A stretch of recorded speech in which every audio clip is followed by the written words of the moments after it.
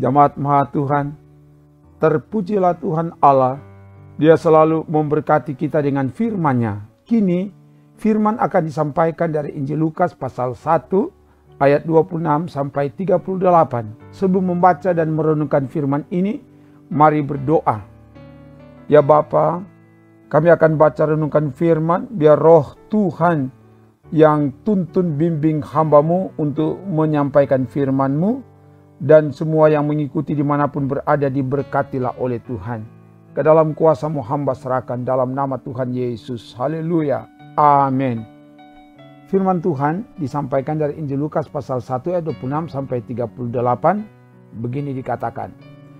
Dalam bulan yang ke-6, Allah menyuruh malaikat Gabriel pergi ke sebuah kota di Galilea bernama Nazaret kepada seorang perawan yang bertunangan dengan seorang bernama Yusuf dari keluarga Daud.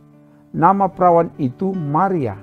Ketika malaikat itu masuk ke rumah Maria, ia berkata, "Salam, hai engkau yang dikaruniai, Tuhan menyertai engkau."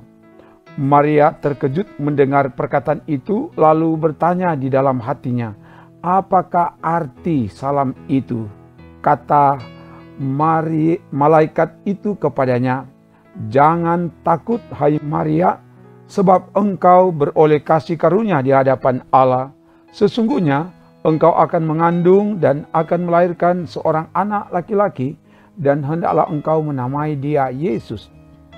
Ia akan menjadi besar dan akan disebut anak Allah yang maha tinggi, dan Tuhan Allah akan mengaruniakan kepadanya takhta Daud bapa leluhurnya, dan ia akan menjadi raja atas kaum keturunan Yakub sampai selama-lamanya, dan kerajaannya tidak akan berkesudahan." Kata Maria kepada malaikat itu, "Bagaimana hal itu mungkin terjadi? Karena aku belum bersuami." Jawab malaikat itu kepadanya, "Roh Kudus akan turun atasmu, dan kuasa Allah yang maha tinggi akan menaungi engkau. Sebab itu anak yang akan kau lahirkan itu akan disebut kudus, anak Allah. Dan sesungguhnya Elisabet sanakmu itu, ia pun sedang mengandung seorang anak laki-laki pada hari tuanya, dan inilah bulan yang ke-6 bagi dia, yang disebut mandul itu. Sebab bagi Allah tidak ada yang mustahil." Kata Maria, "Sesungguhnya aku ini adalah hamba Tuhan. Jadilah padaku menurut perkataanmu itu." Lalu malaikat itu meninggalkan dia. Demikian firman Tuhan. Jemaat Maha Tuhan, Injil Lukas pasal 1 ayat 26 sampai 38 memberitakan tentang pemberitahuan kelahiran Yesus yang disampaikan melalui malaikat Gabriel kepada Maria pada bulan ke-6, menunjuk pada kunjungan malaikat Gabriel kepada Sakaria waktu bertugas mempersembahkan korban di bait Allah, dan memberitahukan bahwa Elisabet di masa tua akan mengandung dan melahirkan Yohanes Pembaptis. Tuhan Allah yang berinisiatif mengutus malaikat Gabriel ke Nazaret. Ayat 26. Penduduk Nazaret sering dipandang rendah oleh orang-orang Yahudi pada zaman itu. Seperti dikatakan oleh Nathanael, "Mungkinkah sesuatu yang baik datang dari Nazaret?" Yohanes 1 ayat 46. Jadi, ada pemahaman bahwa tidak mungkin sesuatu yang baik akan datang dari Nazaret. Apa yang mustahil bagi manusia, tetapi bagi Allah tidak ada yang mustahil. Allah bertindak melampaui dari apa yang dipikirkan manusia. Dari Nazaret, tempat yang tidak mungkin bagi manusia menjadi mungkin bagi Allah. Tempat yang tidak berarti bagi manusia menjadi berarti bagi Allah. Maria, seorang perawan, dalam bahasa Ibrani Alma, bahasa Yunani Parthenos, berarti seorang gadis masih perawan, belum menikah. Maria bertunangan dengan Yusuf dari keluarga Daud. Dia memperoleh kasih karunia Tuhan. Ayat 27, pertunangan adalah ikatan yang sah antara laki-laki dan perempuan, tapi belum bisa tinggal bersama, dan belum bisa berhubungan suami istri. Maria dan Yusuf taat pada aturan hukum Taurat dan tidak mencemarkan diri dengan dosa seksual.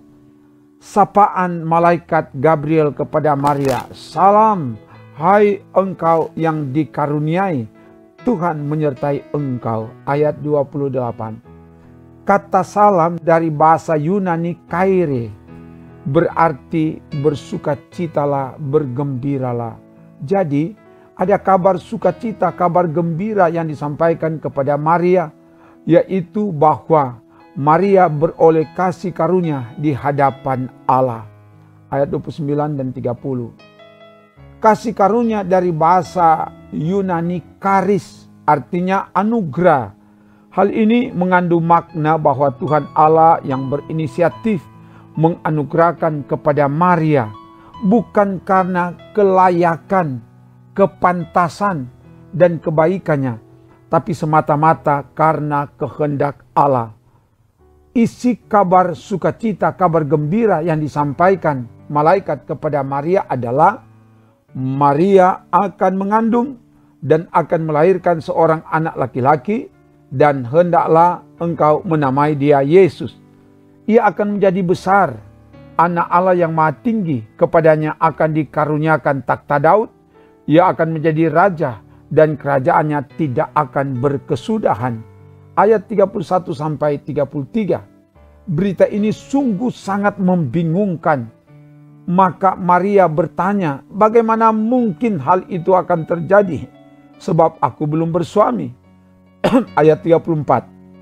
Bagi Maria, hal itu tidak mungkin akan terjadi sebab dia belum pernah berhubungan dengan laki-laki. Ia belum bersuami. Apa yang tidak mungkin bagi manusia, bagi Tuhan akan jadi mungkin.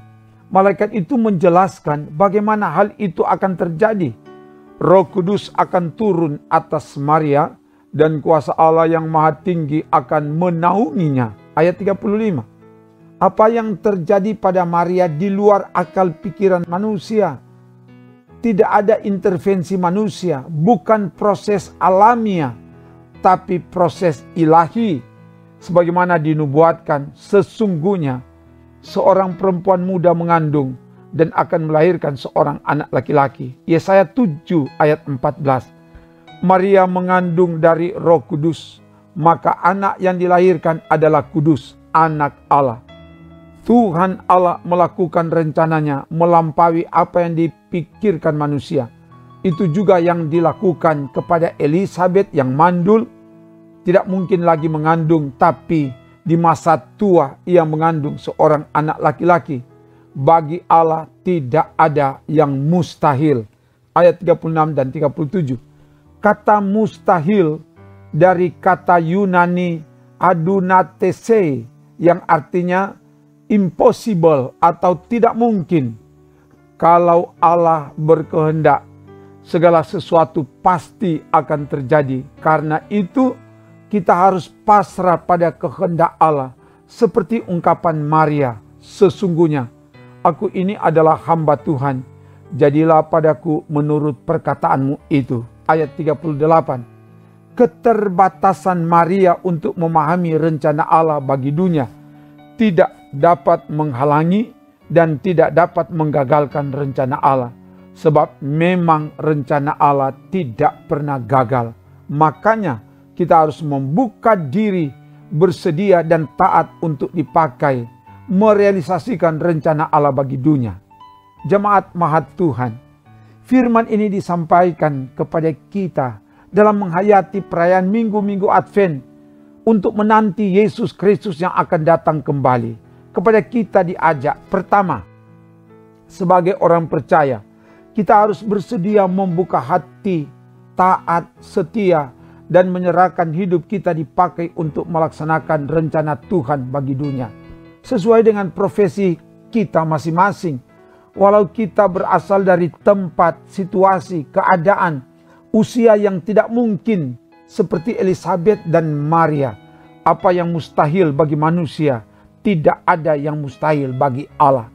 Kalau Allah berkenan memakai kita, segala sesuatu pasti terjadi.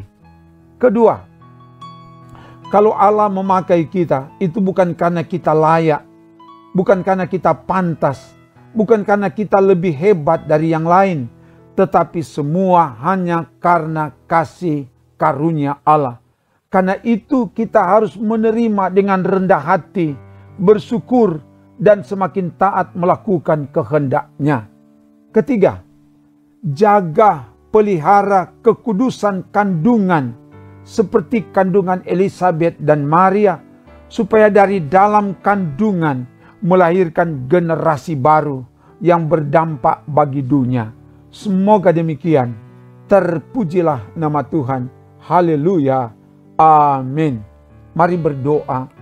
Terima kasih Bapa, firman telah diberitakan. Biarlah kebenaran firman memperlengkapi kami semua, apalagi di menjalani minggu-minggu Advent ini.